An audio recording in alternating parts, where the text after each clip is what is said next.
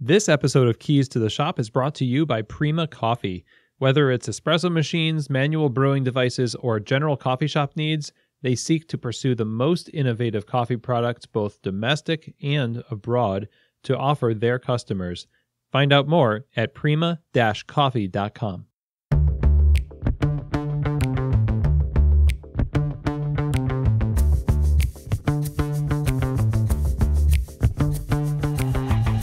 This is Keys to the Shop, episode 47, Inside the Mind of a Latte Artist.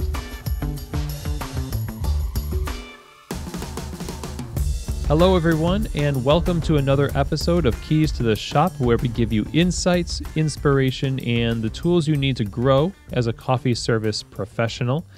My name is Chris DeFirio. I'm your host for the show, and I'm excited to share this episode with you today because we're talking about the ever-exciting topic of latte art. Now, latte art, we are not really sure who invented it. We know it was probably somewhere in Italy, but legend has it that images of latte art were brought back to Seattle and piqued the interest of a one David Schomer, who went to basically explore it himself. Of course, David Schomer, known for being the latte art godfather out there in Seattle at Espresso Vivace, brought it back to his bar, started just pursuing it with a vengeance and popularized it and gave the gift of latte art to all of us here in the States. And from here in the States, through competitions that evolved from latte art's popularity growing, we see latte art becoming a global phenomenon. And now there are many different competitions all over the world involving latte art. And for better or for worse, latte art is become sort of synonymous with specialty coffee. But one thing just is for sure, latte art is fun to do. And it's one of those things where it's kind of the first thing that captures our imagination as a barista. And that's a very positive thing. And that's kind of how it happened for me. I remember, I had wanted to get into coffee first, and then I found out that there's this thing called latte art. And I remember watching this short video on, this is back in like 2001, on coffeeresearch.org. It's still up, and I think it's still a pretty good resource for coffee information. They had a bunch of videos showing how to tamp using the ergo packer that David Schomer also was popularizing at the same time back then. But this little video was 15 seconds long, I think, and it just showed a rosetta being poured. And it wasn't a great angle, but it was like magic to me. And I watched it obsessively. And it was the only thing available to watch at the time. And I would go into the grocery store where I worked at a coffee bar inside the grocery store and pour in these to-go cups. And I learned latte art by just watching that video, pouring in to-go cups. And it wasn't even good espresso. It was pods. And we're not like high-end pods either, like we're seeing pop up all over the place today. We're talking like just brown water that you had to put chocolate in or mix some milk foam into to get any kind of contrast. But my first experiences of being successful with latte art came from there. And from there, I started pouring into actual ceramic cups, which was a thrill. And I went and got a proper coffee job at Gimme Coffee and discovered that there was competitions for latte art. I wanted to compete, so I went to the 2004 Washington, D.C. Coffee Fest, where they had the Mill Rock Latte Art competition. These are the days where if you're going to pour like 2 Rosettas in one cup, then it's unseen. No one's ever seen it before. I did that. It was a 3 Rosetta latte, I think, that had the highest score back then. But I think everyone there had a pretty bad time with their pours, though. None of us were really proud of what we put out there because the steam ones were just saturated. It was really, really wet steam. So we could barely pour anything well. I know Jay Carragay was one of the competitors back then. I remember commiserating with him about this.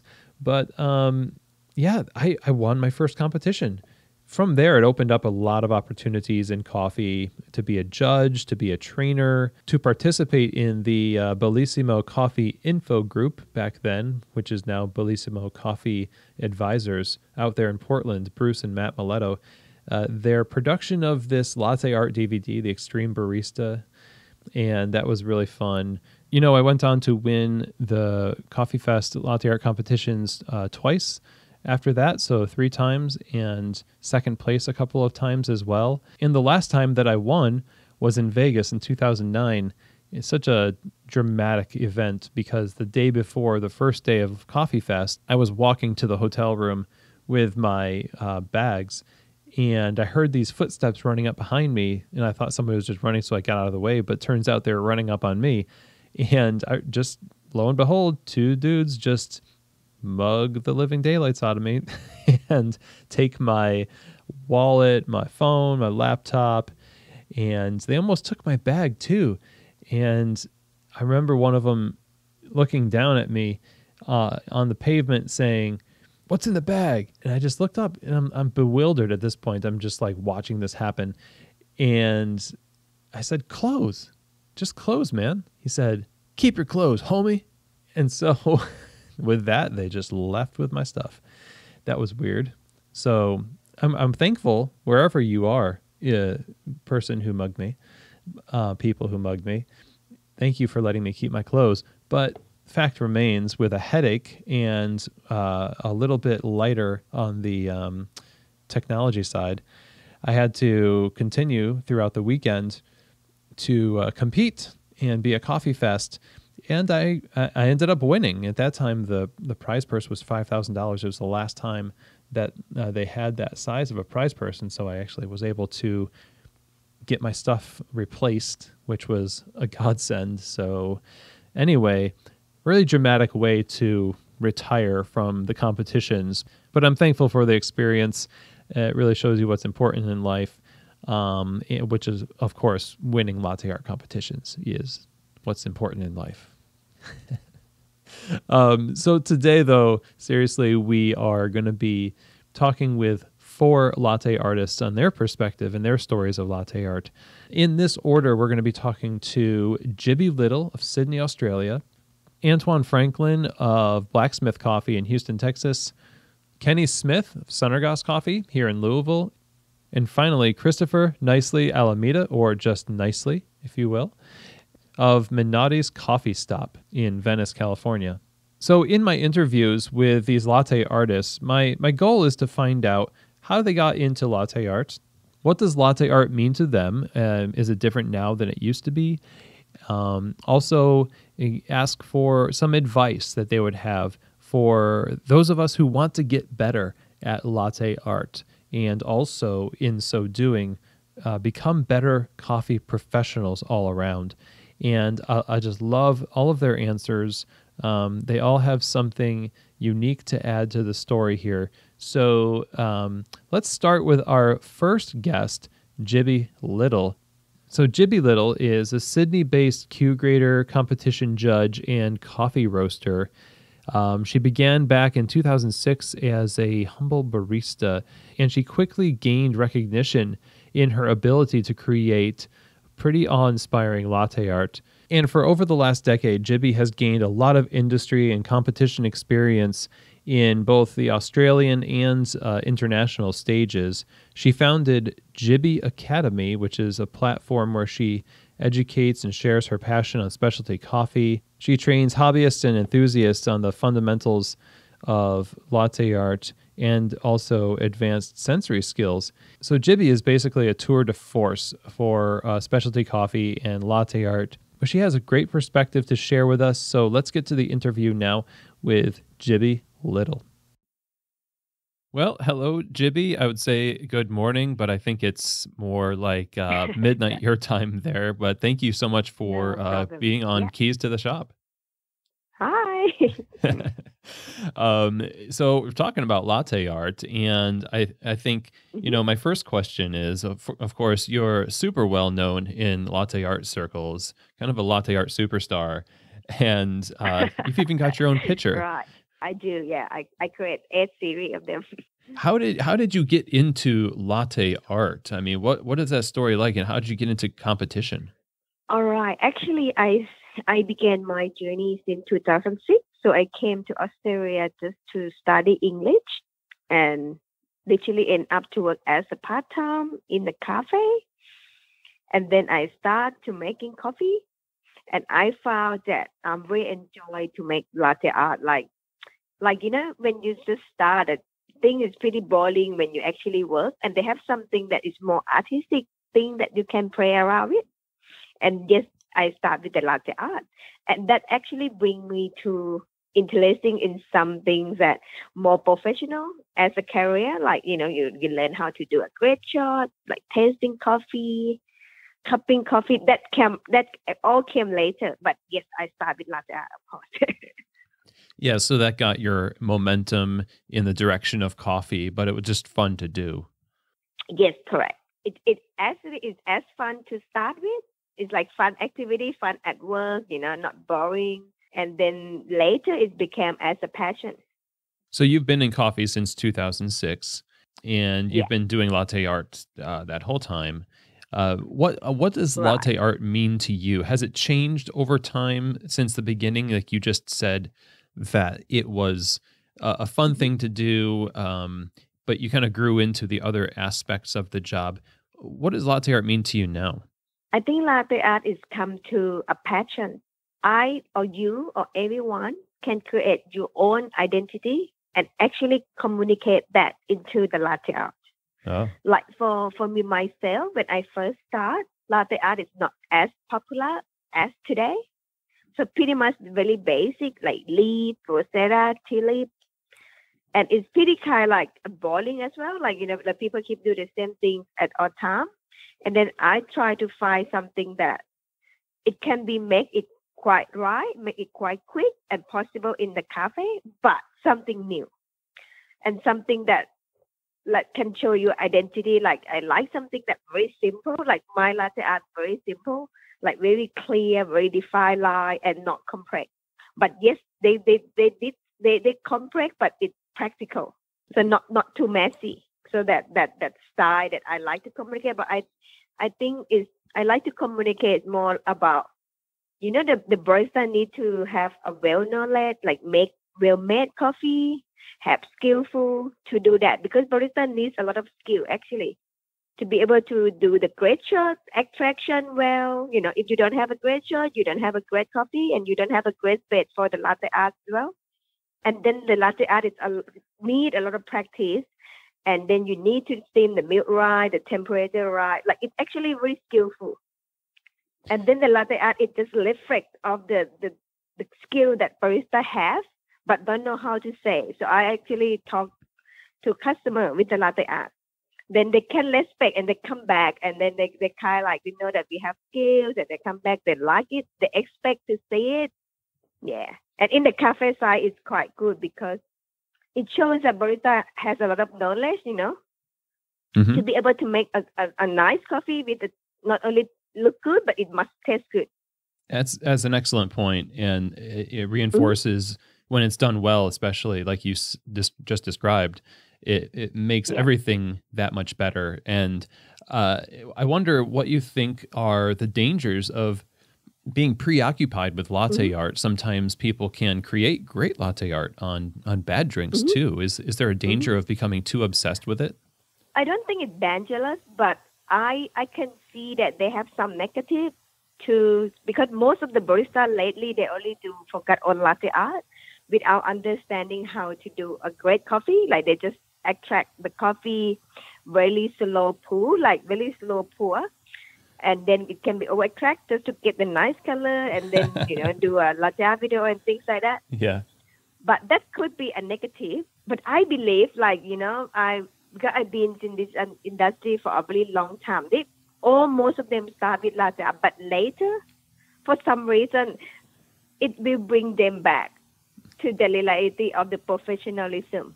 Because hmm one they're boring with latte art, then they kind of like, are we barista or not? Then they kind of start to understand more about how to extract that coffee well, hmm do a great shot, how to temp, how to dose, and then start to taste coffee. It could be danger if you only focus on latte art. I believe so. But yeah, at the end of the day, there can be a benefit as well because those latte art bring people in. Because you're going to start to know, like when you go to competition, you start to networking, you start to know more friends. And then those people, like, they will talk more about coffee, like more knowledge about the origin, flavor, how to cupping and things like that, how to taste good of coffee and milk, and how to serve well in the cafe, And I think that will make the society, in the coffee industry, a better place. It might need time, but yes, it will. I mean, it comes down to just staying in the game long enough to let those relationships kind of grow, and latte art certainly brings people together. Correct. Like they start with the latte art to draw, but most of people that I saw in the industry all start with latte art, and now they became a Q grader, they became roaster. It might take a year, 5 years, 10 years. I'm not sure, but I've seen too many people successful start with latte art. There is nothing wrong about it. Some people might come from another side, I start from latte art. I step in cupping, roasting. I go to another way, but some people might start to roasting coffee and come back to latte art. It just depends on, where is your door. You come to that way, you go out another way. But everyone must to start at some point, I think. But I love latte it. art is just an easy way that you will meet too many people that, they're just only crazy about latte art. But at the end of the day, the coffee industry is just so amazing. They will bring people in, and then they will explore everything, and then you learn, and you never finish learning. You just keep learning all the time. It's always change, or we have to learn this thing, new tools coming, new tamping, new techniques, new equipment, new latte art, new jugs, whatever it is. There's always something new. Yeah, I got to get that Jibbi jug. Yeah, of course. Latte art is going to go crazy. Even now today, they change a lot, like from a very formal pattern. Now it can be so crazy. Now it not look like latte art anymore. They can just draw it. It's like they draw now. They can do animal and, Yeah, they change a lot. Yeah, before it's more like technique, like pulling, pushing, stacking. Now people can draw, can do the eyes and things like that. It can be crazy later. So what would you advise a barista who wants to become better at latte art? They're starting out and they're really passionate about it, but they also want to grow professionally. What kind of advice would you give them to be balanced in the way that they grow into the industry? So pretty much my advice is when you start to do something, you need to understand the fundamental of everything. Like, for example, I'm training the latte art as well. I'm opening the trainer. Mm-hmm. And it's like a trainer academy and things like that.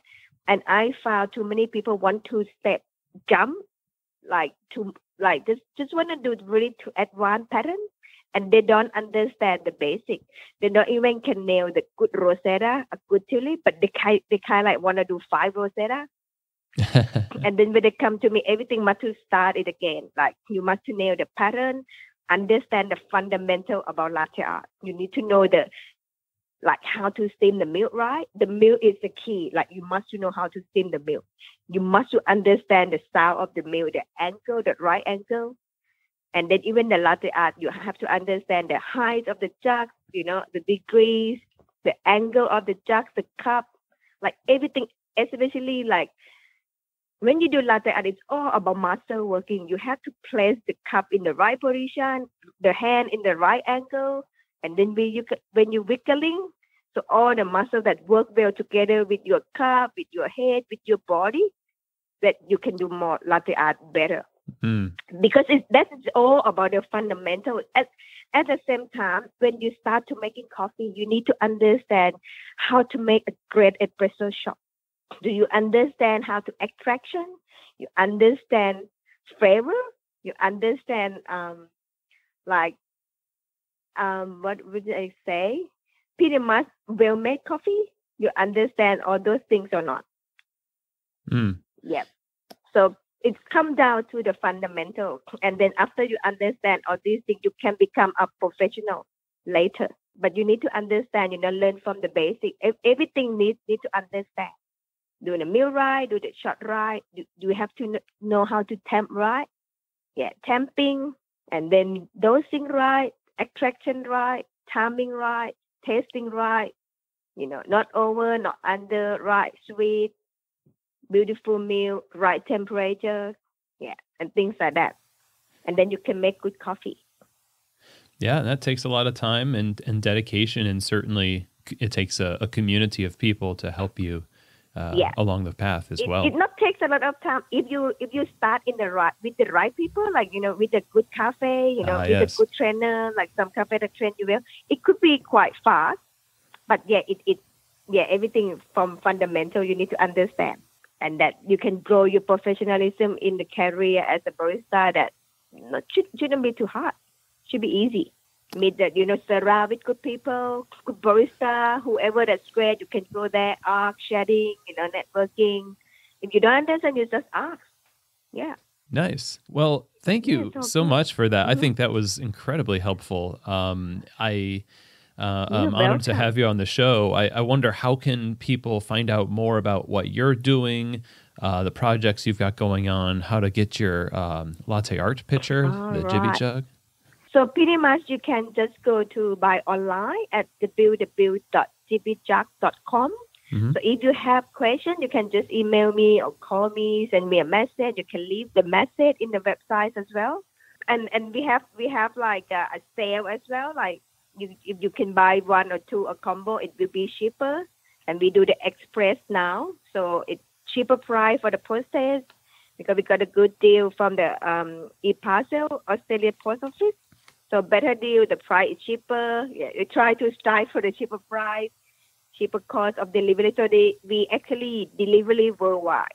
So you just order the Jibbi jug, or if you're interested in distributor Jibbi jug, or if you want to order more jug, it will be cheaper. Just email me or, buy online. Yeah. Yeah, I'll definitely link to that in the show notes so people can find their way to it easily. So thank you again for your time and those insights. You're welcome. Yeah, it's my pleasure. Thank you so much. All right. So I really love what Jibbi shared here, especially where we're talking about, the benefit of bringing people together in the community. Latte art has this mobilizing power. And, we see that in throwdowns. We see that in different ways that baristas get together to compare latte art. And when they do get together, one of Jibbi's points, in her experience, people end up talking about coffee more than they do latte art. And in these relationships, people end up encouraging each other to continue learning, to continue growing. And she talks also about how a lot of the people that she knows started in latte art. These are people who have, like her, gotten their Q grader, their cuppers, their roasters, like she is as well. And latte art is just this great starting point to bring people in, help them explore the world of coffee, and really keep them learning. So thankful for Jibbi and the work that she's doing. If you want to find out more about that, you can check out her website at jibbijug.com. That's JIBBIJUG.com. And also you can find her on Instagram as Jibbi Little. That's JIBBILITTLE. And see what's going on in her world. So thank you so much, Jibbi, for joining us on the show. So next up here, we have an interview with Antoine Franklin, who is the general manager for Blacksmith, which is a Greenway coffee concept. He's originally from Cleveland, Ohio, and has been in the coffee industry for over 10 years. And he has placed second at Coffee Fest Dallas. And I have been aware of his art and his drive and his just being a great guy for a while now, watching him on the latte art circuit, watching the camaraderie between him and the other latte artists on the stage.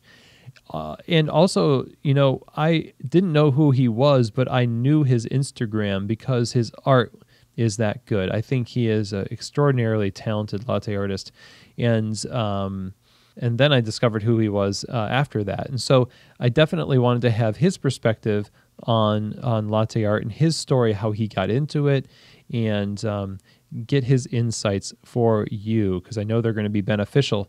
So here now is Antoine Franklin of Blacksmith in Houston, Texas. Antoine, I'm excited to have you on the show. I'm excited to hear your thoughts about this topic. So how did you get started into latte art? I imagine you probably had to get into coffee first, but into latte art and latte art competitions. I got started in latte art back at my old shop in Cleveland, Phoenix Coffee. The head trainer there, Steven, my very first day, he showed me David Schomer's latte art, cafe latte art video. Nice. And the VHS? Yeah, the VHS. Yes. Yeah. And we at the roastery, there's a TV that has a VCR built into it, and so we spent quite amount of time watching that and joking about that, and I just learned a lot from him that day. He broke down sugars and milk and all that stuff to me, which at the time I didn't understand fully because I had never been told that before. So got into latte art like that. And then a couple years later, my old boss wanted to take a bunch of us to Coffee Fest. She's saying that I should compete. And I didn't know anything about it. I was just going to go because everyone was going. Mm-hmm. And I signed up to compete. And my first round, I ended up having a bye, which was awesome. Nice. So I made it to Saturday, my first time ever going. And then quickly got destroyed after that. Oh. But yeah, that's kind of how I fell into it. The old company trainer, Steven, he was really into all aspects of coffee, like different brewing methods and just everything. So when you used to train there with him, you would spend a week with him, just not in the cafe. You would spend a week with him just working on coffee stuff. Nice. So it was part of a larger base of education that you were getting at the time. Would you say it was pretty motivating, and it helped the momentum of your training? Oh yeah, big time. A lot of people don't know this, but before I started there, I was working at Caribou Coffee. Oh, okay. And so getting into more detailed and I guess specialty coffee, it was definitely motivating. It was stuff that I never even knew about going into it. So what did latte art mean to you during that time, and how has that changed, or has that changed at all as you've progressed in the industry? I would say at that time it was probably more fun and probably more important than actual work, which is not how it is now. At that time it was, I was searching, people like Ryan Soder and Nicely. Actually, Nicely is probably the main person who influenced me at that time the most. I just used to stalk his Instagram page all the time. And another influence was Kenny Ray from Centergross. Sorry. His influence was about dedication to one pour. He has literally only poured one pour since I've known him. I've never seen him deviate from that. Actually, one time on John Street in New York, we got him to pour Rosetta, which was pretty cool. But so my influence from him was for 1 year, I tried to pour the same tulip just to really get down the everything, the flow rates, the when to drop in, where to place things. He pours a really complicated tulip, and he's definitely one of my bigger influences. Now it's kind of, I understand what it's supposed to be now, as opposed to back then. It was more serious than it should have been to me back then. I think now it's, to quote David Schomer's, more of a garnish or culinary. It's, to me personally, working in the cafe is the last thing that you should be worried about, because there's so many other things and so many things you have to master before you can even pour something decent. just focusing on latte art. There's so many other things to focus on before you can actually pour something. It's just funny how that perspective changed. So that was like 10 years ago. Do you feel like it's kind of a necessary starting point? It seems like every barista sort of has a fascination with latte art at first, and then they figure out just how maybe over-focused they were on it, and then come to where like you are right now. Is that almost like it definitely is going to happen with every barista? I'm not going to say that it should, because, to each their own. But I think that one, it should come down to self-motivation and just wanting to be better. Yeah, because that was for me. It was it was a point where I was like bringing gallons of milk to work, and I was just like playing around with latte art, and instead of like doing actual work. And so for me, it was more of like all right, I'm here and like wasting other people's time pretty much. And yeah, and it was it was just like a self-realization, like I'm getting paid to be here to complete a task, and I'm doing something else. So I just started researching on my own. Like Ryan Soder had like a crazy set of videos that he put out with I think Howcast or something like that. Yeah, when he was with Counterculture. Yeah, and like I watched those videos maybe 3 or 4 times a day, and just watched his hand movements. And then like there was like at that time there was maybe I think 2 or 3 like nicety videos that I would just stock is not even, it doesn't even do what I did. I used to watch those videos like 80 times a day. Wow. So I was outside of work doing that, and then when I got to work, I would make sure that I focused on milk texture, pulling good shots, making sure things tasted good. And then when I got to a point where I felt like I was decent at that, focused more on hand techniques, flow rate, and things that go into making consecutively good drinks, good looking drinks. Yeah, well, anyone on your Instagram feed will kind of see just how amazing your pours are. I've always admired how well you pour, and it does serve a purpose in the cafe, though, latte art, beyond just fascinating a barista. What is its role? What is latte art's proper role? You said that it's a garnish. Is that where it should just remain? No. Okay, so that was a quote from, like, if you ever talk to David, or if you ever like watch his videos, that's what he says. Mm-hmm. And I agree with him. However, garnishes tie things together. Garnishes brings, that's what puts the smile on customers' face, or that's what lets them know that they're dealing with someone who is like at least like pretty good at what they do. If you've ever worked in a cafe and you pour remotely, like anything, like that when the customer sees it, the first thing they do, they're like, oh, it's so pretty. And I think that that's a pretty important connection to develop between the customer and the barista. And it's a really easy way to connect with them. I guess, what goes into the before the garnishes is what I meant, which is more important than the actual garnish. Like, that milk texture and, making sure your shots are pulled well. Well, what's the danger of focusing really intently on latte art, kind of having a preoccupation with it? The danger is, first and foremost, the danger for the customer is that they might not get something that tastes good. However, I do think that for the most part, you have to have a certain quality of shot and certain quality of milk texture to even do like decent latte art. But for the most part, like the danger for the customer is that they might get something that might not taste good.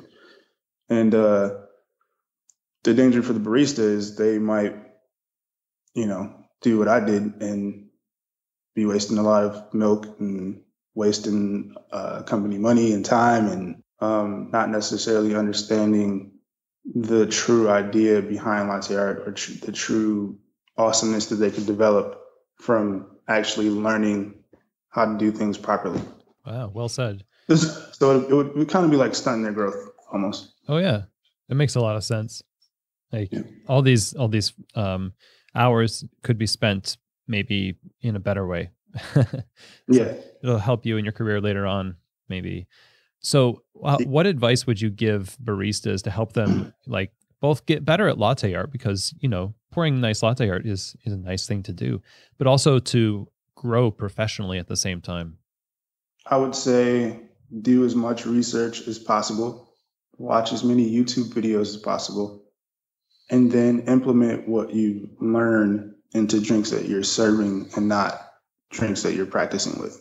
I think that there's definitely a time for practicing, but that could be set aside outside of work or, before work in the morning. I used to, at one point, I would practice sometimes during dial-in.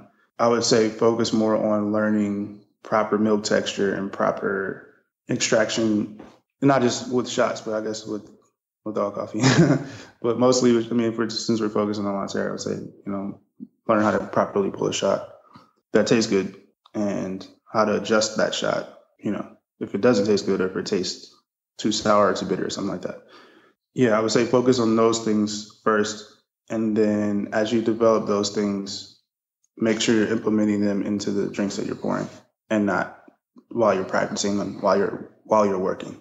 Awesome. That's good advice. I think the people need to hear, because the whole world of especially for a new barista, can be so fascinating, and it's so addictive. Latte art is so addictive, and it's nice to hear a good balanced perspective. And how can people find you and examples of your latte art?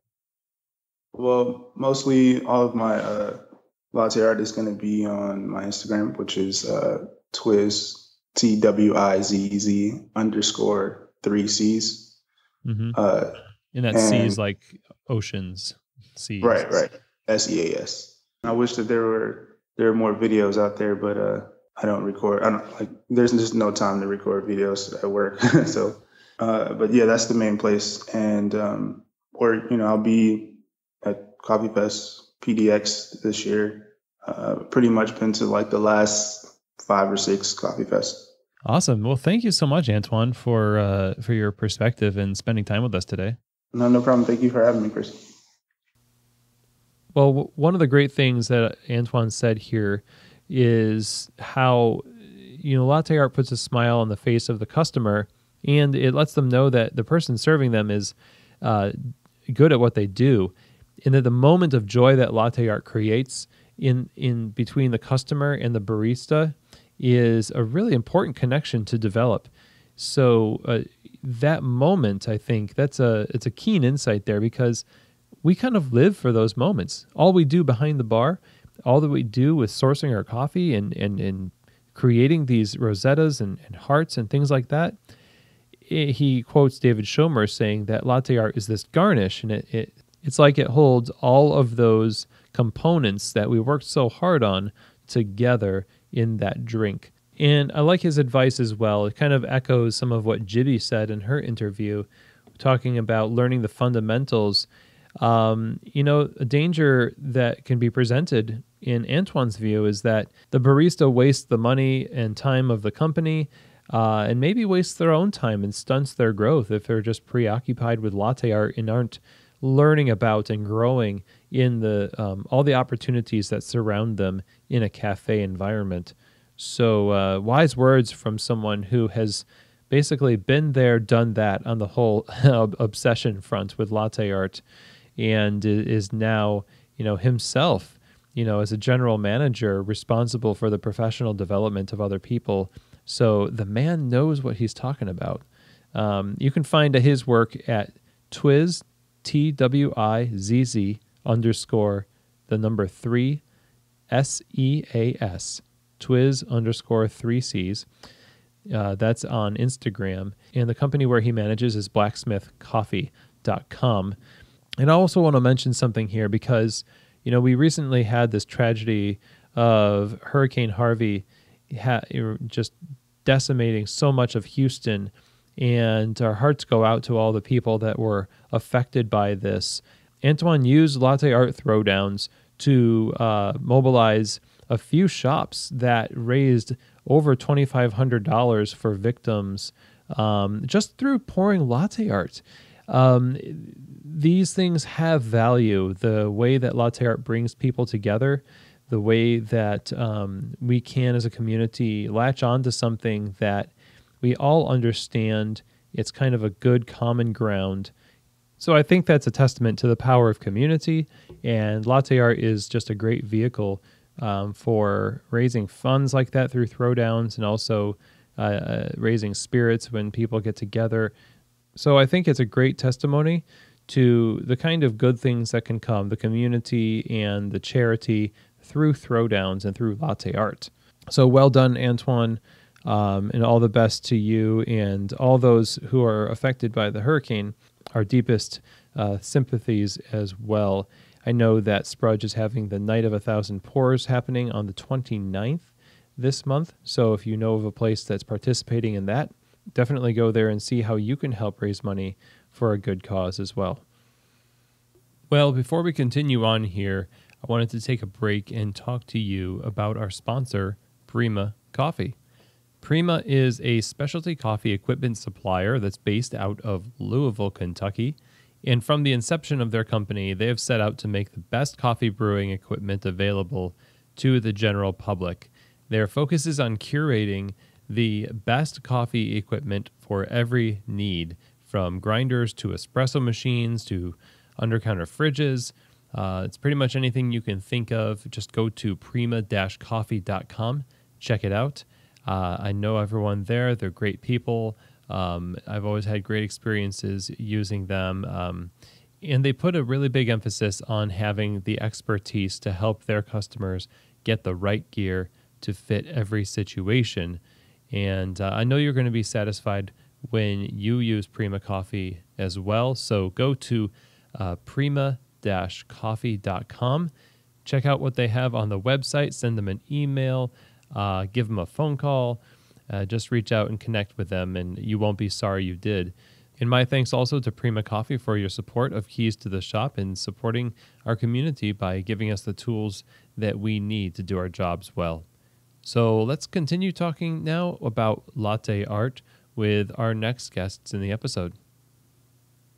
All right, everyone, we are back, and we just got done talking with Jibbi Little and Antoine Franklin.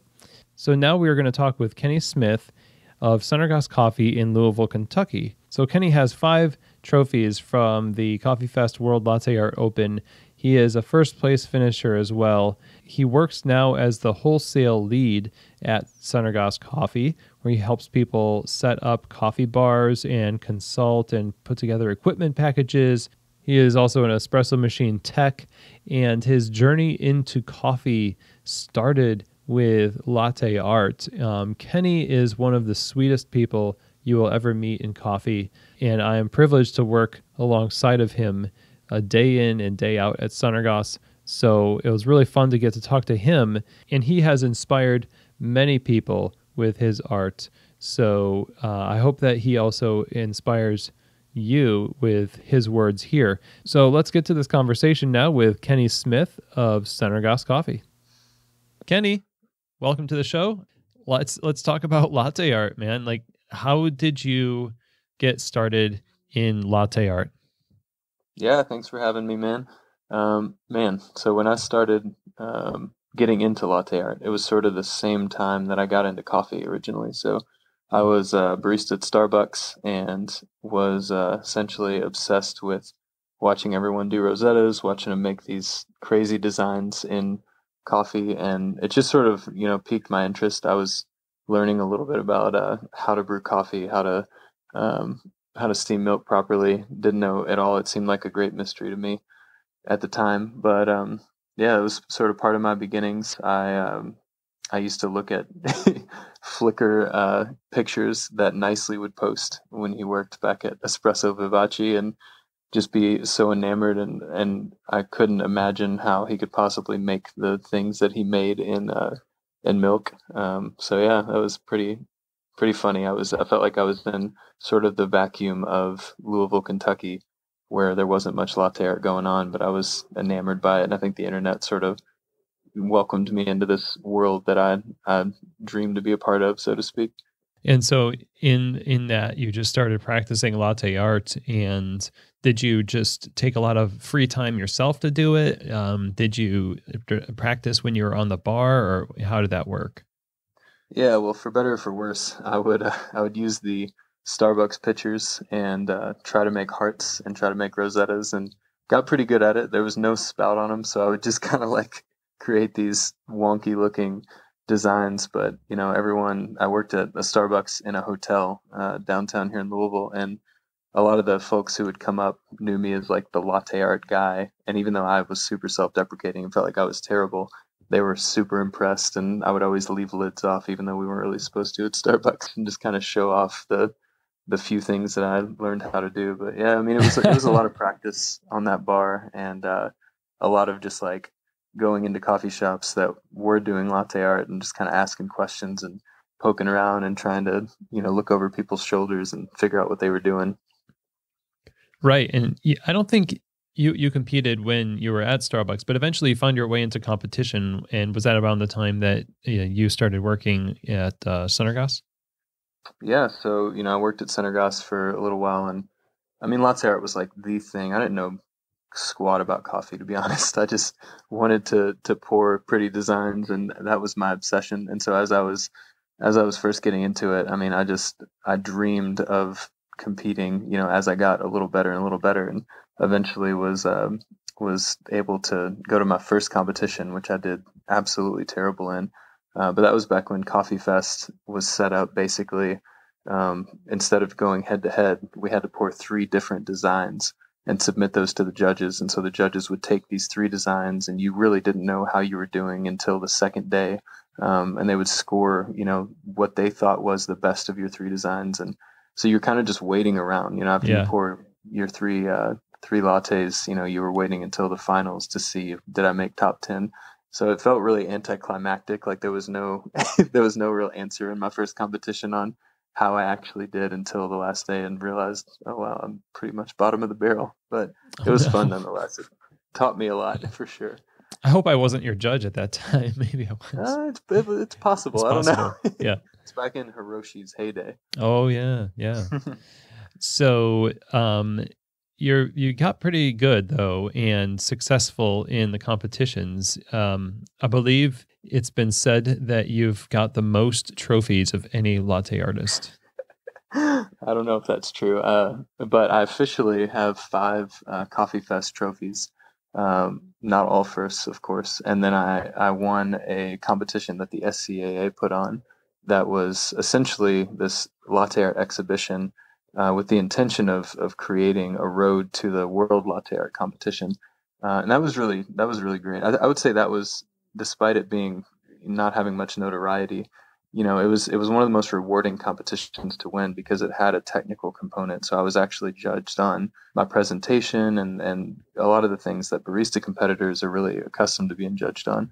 I had tech judges. I had, people actually assessing, how level my temp was, how much waste I had, the way I presented myself, things like that. So that was pretty fun. And I kind of jumped into that one last second. Matthew, my boss, basically said, if you do it, I'll pay for it. And it was only $25, but I was just kind of hesitant. Like, I don't know if I really want to make this trip. We were at a trade show, and it's like, I don't know if I want to make this about competing. It's so stressful, and it just kind of like takes over my whole mindset. And he paid for it. And then boom, I kept going. And on the last day when they were announcing the winners, I was seriously like sitting there thinking, all right, they've announced the top, 7 or 8 people. I've either won or I just completely didn't even place in this competition. Yep. It was just as likely to be one or the other. And so for that, I won an espresso machine and a grinder and, some awesome stuff that I still have in my house today. And wow. Don't use all that much, but my wife won't let me sell it because she loves when I make her lattes in the morning. So Nice. So you're now how many years in the industry? 15? Not quite that many. So if you count Starbucks, which I do, it was a big part of my learning experience, about 10 and a half, 11 years. 10 and a half, 11 years. So almost 9 years at Gauss or so. So latte art has kind of been with you this whole time. What does latte art mean to you? What did it mean to you then? And has that changed over time? Yeah, it's a good question. I think it's definitely changed over time. When I got into coffee, latte art was sort of, I mean, it was like my drug. It kind of kept me interested. It kept me going. It felt like the thing that I constantly could improve, kind of no matter what environment I was in. And it was almost like this ultimate goal, maybe for the first 6 months to a year before I learned how much more to coffee there was. I mean, when I started doing latte art, I didn't know anything about roasting, about extraction, about any of the normal coffee concepts that I think we all take for granted nowadays. And I liked coffee. I liked latte art way more than I liked coffee, essentially.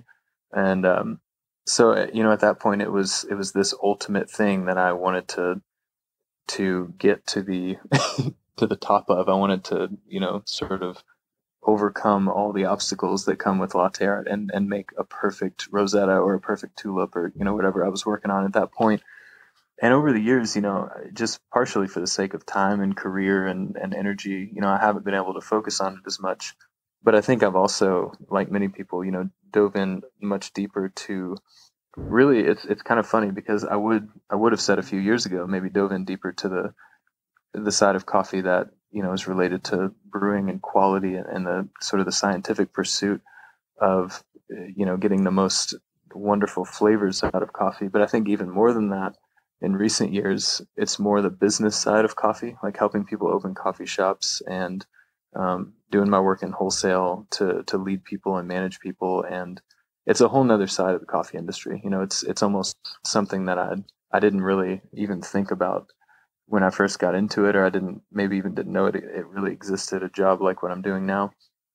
And so it's been really enjoyable to, spend most of my time helping people design bars and helping people, figure out what the best equipment that's going to fit their shop and their vision is going to be, and, helping train their staff and just kind of all the things that go into the background that you don't necessarily get a lot of pats on the back for. Definitely not as I don't have any trophies for, the most successful new wholesale customer launch or anything like that. But it's really rewarding in its own way. And it's become, a lot more important to me than I think latte art ever was. Do you feel like the years you spent dedicated pretty singularly to latte art, which we all do at one time or another as baristas, helped you form some discipline in what you're doing now? Yeah, I mean, I think it helped me. Gosh, there's so many ways I could go with that. I think it helped me gain some notoriety, not in like a prideful way where I'm making my own brand or something, but it gave me some opportunities, to go to trade shows, to go to events that I wouldn't have otherwise gone to, sort of with latte art as my driving force, like to get me there. But that's kind of what introduced me to a lot of the opportunities, that I've been able to have. And it was always, in the later years, sort of coupled with other things. So it was like, all right, I'm going to go to a trade show for this latte art competition, but also to get to know some of our equipment suppliers better, or to get to know this customer of ours better, or just looking for other opportunities. So I think it's definitely been an important step in the process of establishing a career in coffee. And it's something I still really enjoy. I love getting behind the bar and just pouring something and seeing if I've still got it, essentially. Oh, yeah. I mean, you and I had a throwdown recently, in just you and I think you beat me. So, yeah. I still got it. Yeah. I still got it. What is the place of latte art in a cafe? You deal with cafes that open up, new cafes, new owners all the time. And imagine there's kind of a spiel you give them, because they'll hear about your accolades and probably try, get you to pour something. You might be hesitant. Like, how do you communicate the place of latte art to people that are opening a cafe? Yeah, it's funny. I often, to be honest, downplay it because it's so easy to get wrapped up in, especially in the beginning. And with the cafe owner specifically, I don't want someone to be so caught up in latte art that they forget to refresh the coffee on their Fetco and actually serve something that tastes really good, or to, forget that they have to lead their team really well, or honestly forget that latte art can be really wasteful if they practice, 15, 20 drinks a day per person. I mean, if someone went out of business because they were obsessed with latte art, I would not be doing my job that well, and I'd be really sad for them. So I think I definitely give some due warning, but it also definitely is. I think of it almost like as a reward for people. It's like, all right, your cafe's doing well, you're getting busy, you've got a lot of customers, you're making drinks for them. Now let's work on the aesthetic side, and let's work on, really building some camaraderie with your baristas, between each other, so that they can kind of duke it out, in a throwdown sense, and have a good time. And I get pictures constantly of like, here's this tulip I poured, here's this rosetta I poured, and I always engage and try to give them feedback and, do some training in that moment and stuff. So I think it has a place, but it's almost, it's very secondary to just the inner workings and the day-to-day runnings of a coffee shop. It's sort of this, I think of it as a reward that the baristas get to have for doing a good job with everything else, Yeah, it sounds like the dangers of preoccupation are kind of on your mind, where you don't want people, like you said, to ignore the brewed coffee and to use all of their energy and waking hours thinking about latte art, because you've been down that path and you know that, gosh, like you said, there's this whole other world that is actually more important when it comes down to it in some ways. So what do you advise for baristas who want to get good at latte art, but at the same time grow professionally? Like, what's that balance? Like, what advice would you give them? Yeah, so I would say, don't think of latte art as like your singular way of defining yourself in the coffee industry. If you go into a competition or go into a throwdown and you're just there to win, it's not that great. It's not enough, really. And whereas I think if you go in and say, how can I contribute to this community of people that I'm a part of? How can I look for opportunities to grow and learn more, and maybe have a conversation with someone who's been in the business for 10 years or 15 years that knows what they're talking about and can teach me something. Or even, how can I take someone under my wing and say, here's a guy from, a small town that's just getting into the coffee industry and wants to learn, and, how can I teach them what I'm really into, even if it is latte art, like kind of teach someone, what and share with them the knowledge that you've gained and the skills that you've gained. And just don't make it about yourself. It's so much more fun when you treat those events as a way to not just establish yourself and your brand, but to, help other people along the way and really engage with them and treat it as kind of a communal experience. Because, everything's better that way. It sucks to do anything alone. So all that good advice coming from a seasoned pro and someone who's definitely looked up to in the latte art community and the coffee community too. I really appreciate you joining me on the show today, just to give that perspective. I know it's going to be helpful for a lot of people. Absolutely. It's a blast. I've been looking forward to being on the show for a while, and I'm thankful to have the opportunity. It's great. If you're going to remember anything from what Kenny said, which, you should remember all of it, okay? But I think his point of don't go to a show or don't go to a trade show or to an event just for the competition, because that's kind of lonely and kind of boring and sad. But look for other reasons to go, opportunities to grow, ask questions of professionals that you find there, learn from their experiences, network with people and fellowship with those people, and grow as a professional, grow as a person. And Kenny also encourages us as professionals to reach out to those who also need to be mentored or helped and brought up in skill. Teach them through the experiences that you've gained over the years. And in those ways, you can, instead of seeking a trophy or just a championship, you can pursue improving or seek to improve the coffee community. And Kenny has always been the biggest cheerleader of others and just a real humble guy. So I really hope that you have the opportunity one day to meet Kenny. I have, and it's great. So thank you, Kenny, for your time and for your words here. Now, lastly, we are going to talk with the man himself, Nicely. So Nicely has been in the coffee industry for 15 years. He's worked at, starting at Espresso Vivace, then Intelligentsia, helping them open their Venice store. Later went on to help found Handsome Coffee Roasters, and now is the co-owner and head barista at Minotti's Coffee Stop in Venice, California.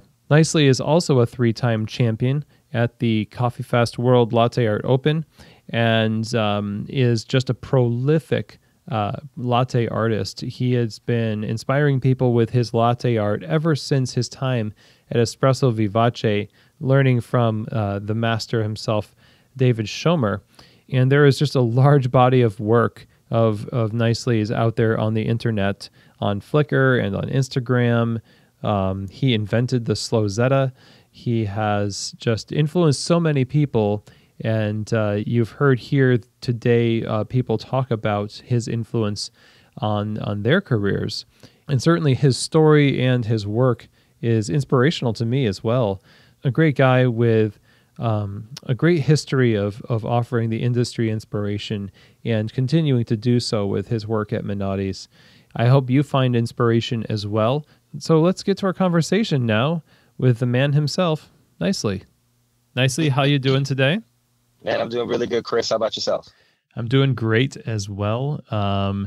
I am excited to talk to you. You're probably one of the most well-known latte artists out there. You've got really amazing work all over the internet. And I'm really interested to hear your opinion on this topic, of course. And I think to start from the beginning, let's just figure out how did you get started in latte art and latte art competitions?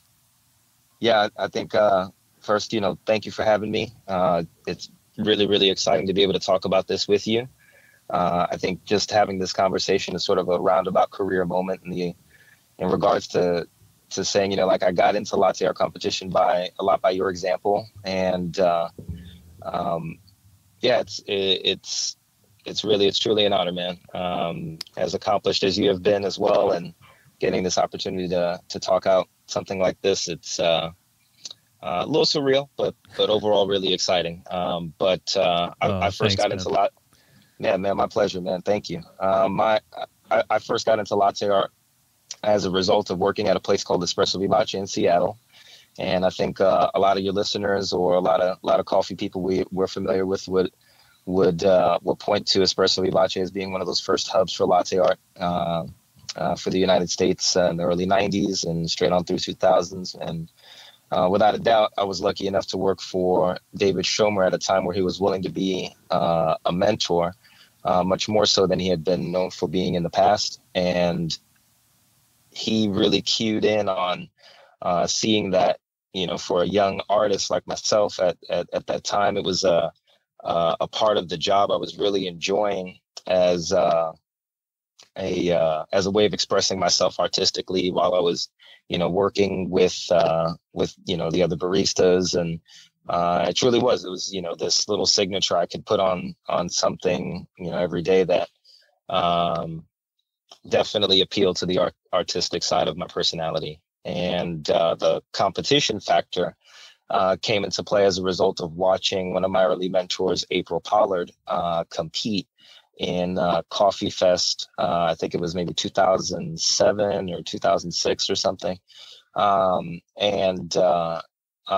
She did okay. And I, looked up to her, or I still do. I look up to her a lot. And I felt pretty strongly about her latte art that I was like, man, I feel like there's a lot of other days where, a lot of the people we were competing with, they get handled or something like that. As I feel like I might have expressed some level of sentiment that way through Flickr. I was just feeling like, folks who get handled, in our shop, and, it's just a level of pride and also, sticking up for, my early mentor too, And so I decided, the following year I was gonna compete, and I just kind of got it started.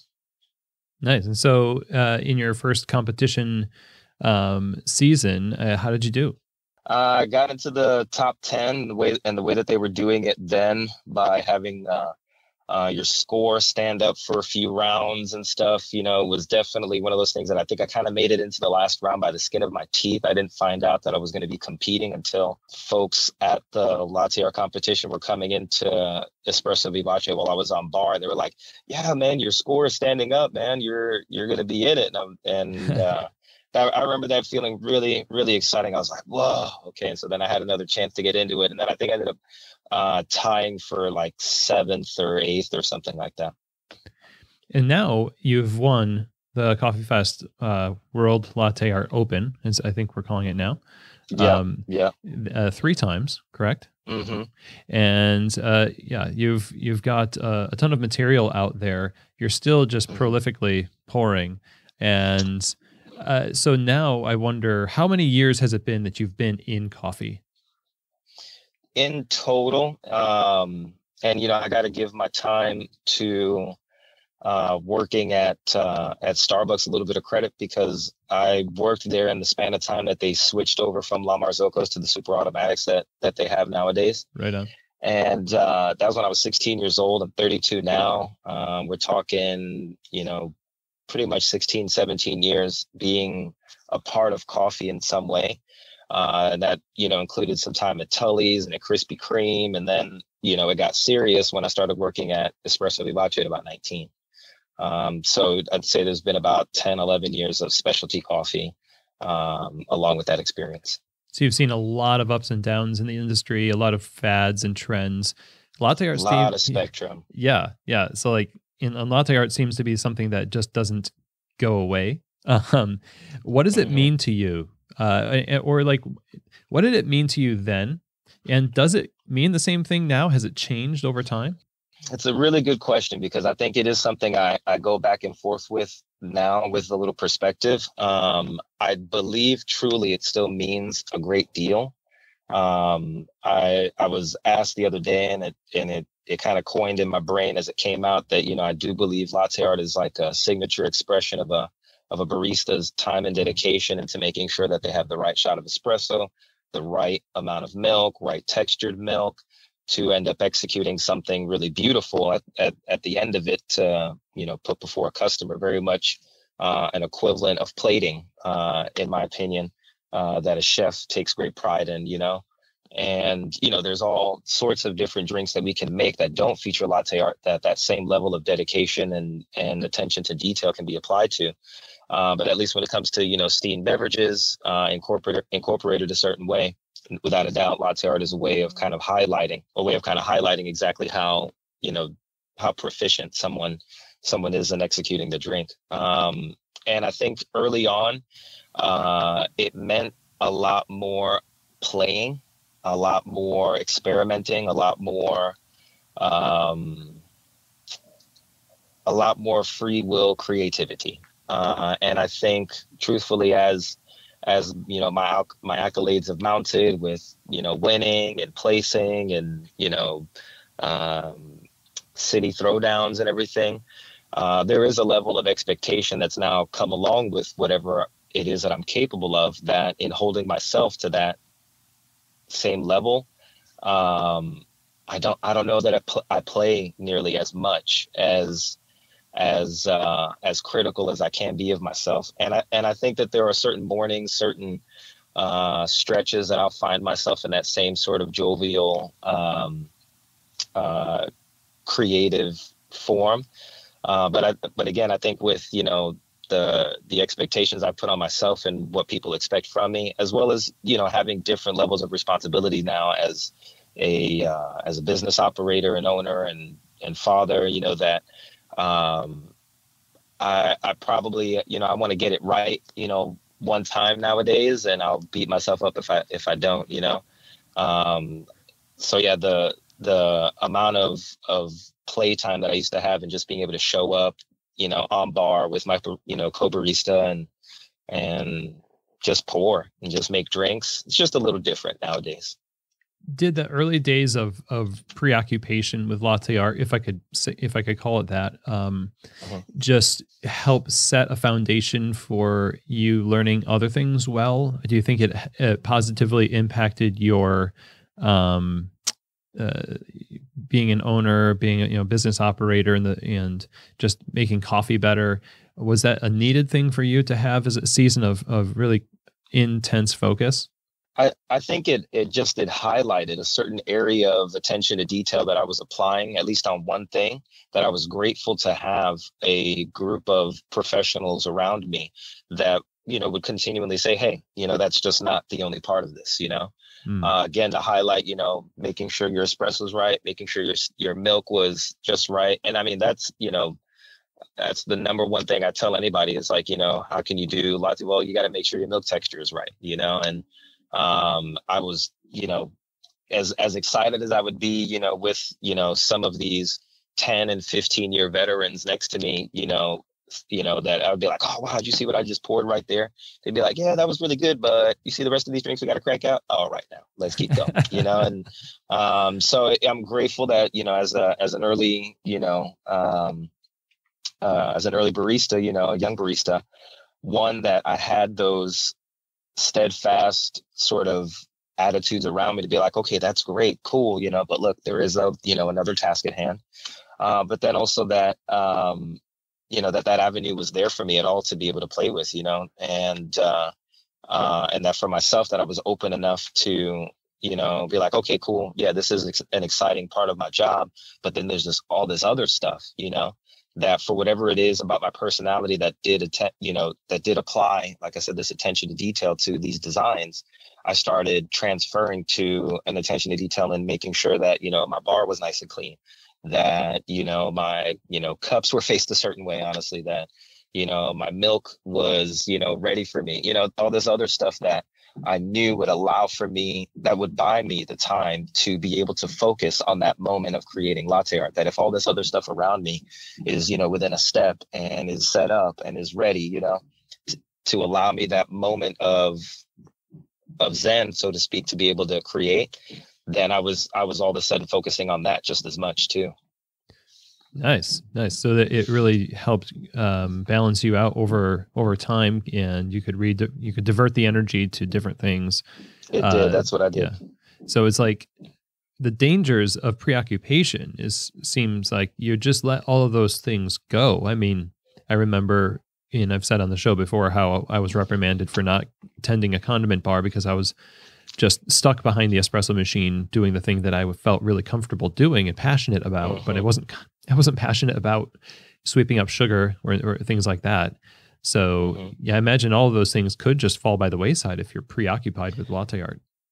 Yeah, that's definitely something I tend to have to coach, even with baristas that I teach now, is like, well, while I want you to be in love with doing, this and creating this, again, I want you to afford yourself the opportunity to be as present as possible with that by assuring that you take care of everything else that's necessary around you to not only present or provide the environment for you to feel comfortable to do it, but provide the environment ultimately for the people that are paying for you to do it comfortably. Nice. So I guess that brings us to our final question here, which is I would like to know, and you kind of hinted at this here, what is some advice that you would give to baristas who want to improve their latte art? I mean, want to just pursue it and get better, but also for them to professionally grow in a balanced way, in a sustainable way? Well, I think, great question, honestly. But while I have a level of love and I'm enamored with creating latte art, the way that I have to operate now as a business owner and an operator, it does change how I talk about latte art. So the question you give me now, it might have been, my answer might have been different, like 10 years ago as a young barista. And I think, the perspective has allowed for me to understand that, when I tell somebody, okay, great, practice, your latte art, you have my permission to take a gallon and go nuts with it. I constantly coach people to understand,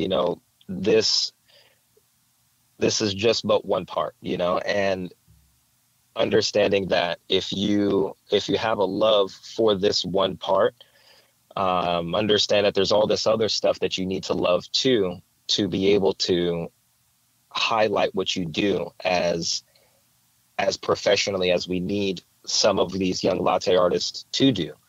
Like, make sure, yeah, you are presenting an environment and a level of knowledge that, you know, helps uplift our craft enough. I think that that's almost a shared responsibility, is that when we, you know, we charge people a certain amount of money for drinks and for this hospitality that we provide, you know, like, we have to then deliver with a certain level of product. And I do believe that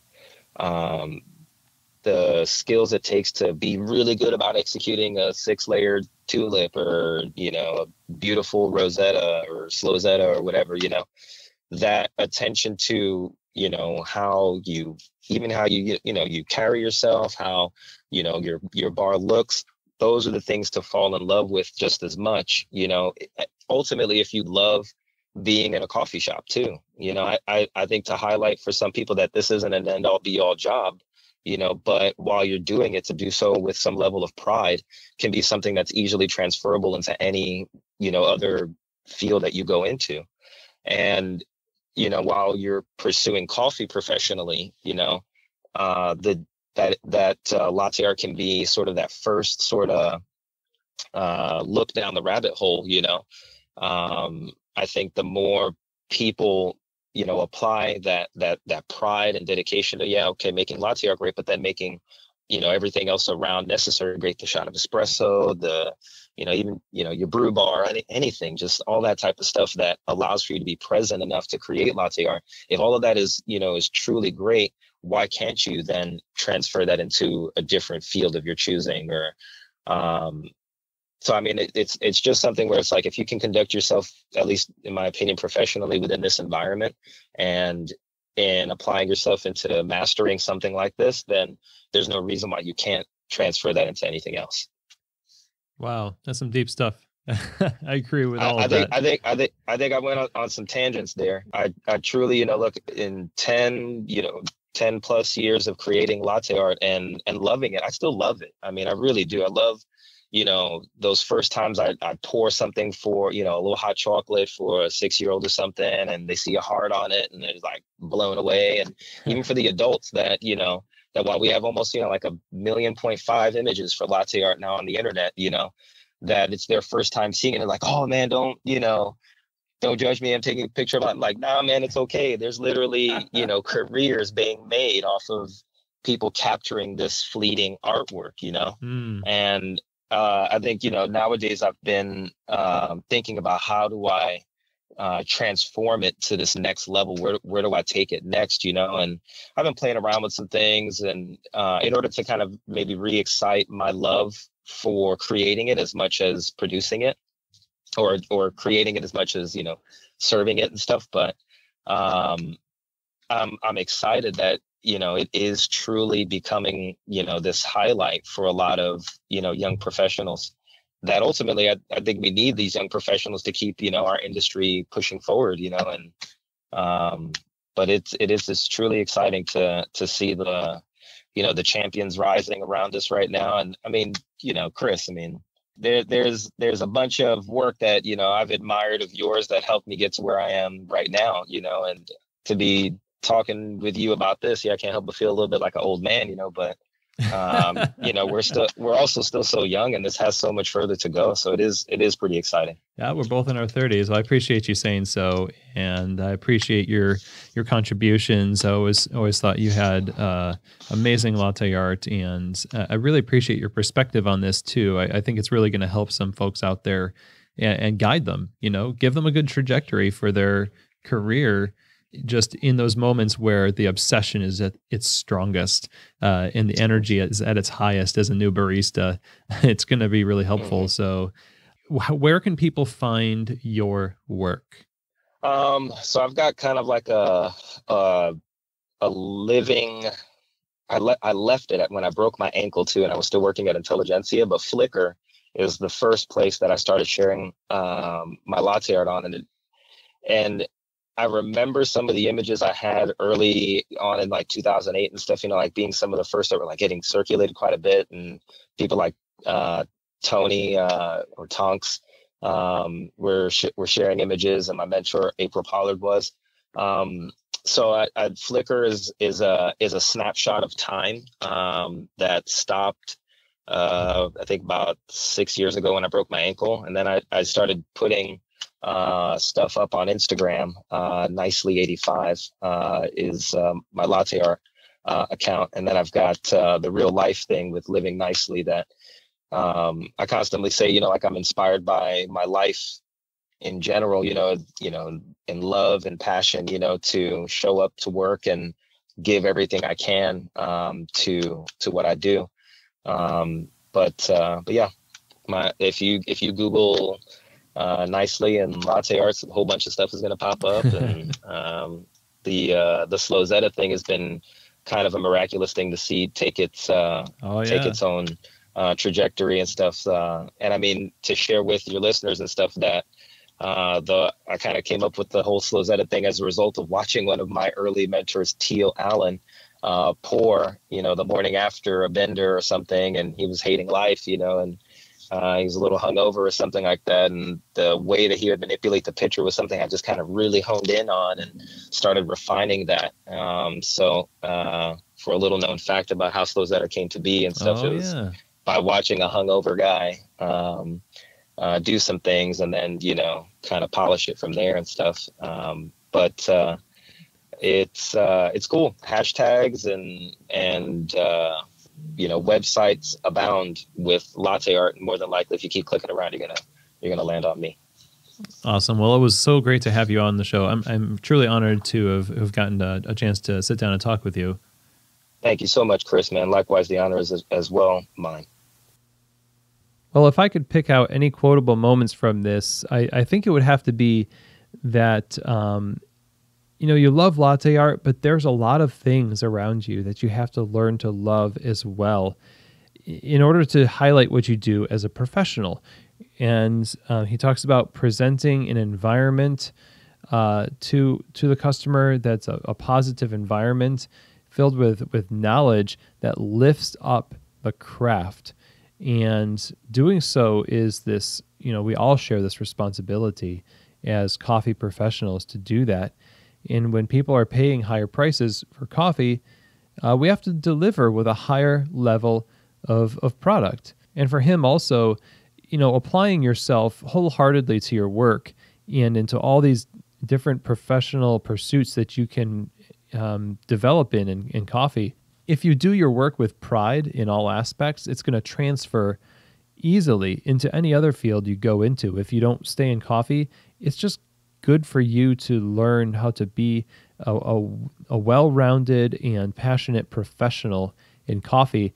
So my thanks to Nicely for taking the time to join us and to share some inspirational words from his perspective on latte art and this coffee life we live. You can find more of his work if you haven't found him already at Nicely85. That's on Instagram. Or you can even go on Flickr and check out Christopher Alameda. That's Alameda. And he has a great history of his progression in latte art that itself is inspirational to see somebody capture their evolution as a latte artist over such a span of time.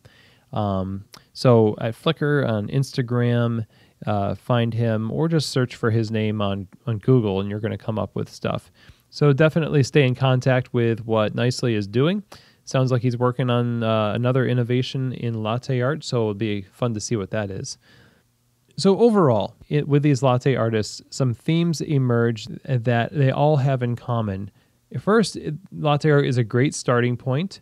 It's an easy thing to start getting better at, and you get satisfaction from pouring some great latte art, and the customers love it too.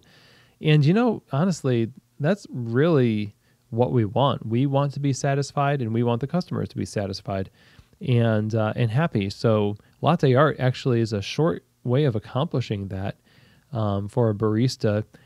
And another thing is that latte art is a starting point that leads to other things in coffee. Learning more about coffee, learning about fundamentals, staying mindful of where you are, that you don't let the obsession rob you of learning more about coffee. Another thing that is common here is that the community influence is important in guiding that passion.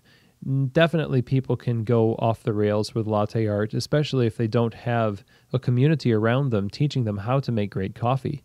So surrounding yourself with great people is really important because they help put you on the right trajectory.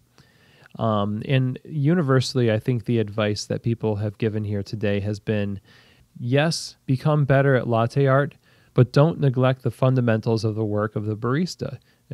Working in coffee, extraction, making great tasting coffee. Don't sell yourself short by being obsessed with something where you don't, cash in on the opportunities that you have all around you in this great community of ours. So my thanks to everybody. Thank you for coming onto this show and sharing these words of wisdom with us. I hope this was beneficial to all of you out there in the Keys to the Shop community. So if you want to know more about Keys to the Shop, you can go to keystotheshop.com. The show notes for this episode are available there in downloadable PDF form on the resources page, and all of our past episodes are available for you to listen to also on the episodes page. If you want to reach out to me, it's chris@keystotheshop.com. Definitely would love to hear from you, hear your thoughts. Maybe you have some questions about latte art and professional development. I'll do my best to answer those questions. And that's it for our episode today. I hope you enjoyed listening. Take the advice from these professionals and allow latte art to be a starting point that guides you into greater depths of coffee knowledge and professional development. And don't be shy about tapping into the resources all around you. So thank you again. Have a great week. And as always, I hope that this episode, as well as every other episode on this show, has given you keys to the shop.